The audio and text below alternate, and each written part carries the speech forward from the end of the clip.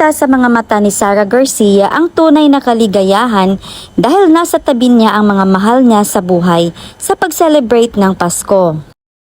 Ito rin ang first Christmas ni Baby Amara na lalong nakapagpa-excite ni Mami Sara. Napaka-cute naman talaga ni Baby Amara sa kanyang outfit na inaabangan ng mga virtual aunties. Ito talaga ang baby na love ng lahat. Tunay ngang wala nang mahihiling si Sara dahil overflowing love ang natatanggap nito. At alam natin na masaya siya dahil okay na si Lomi.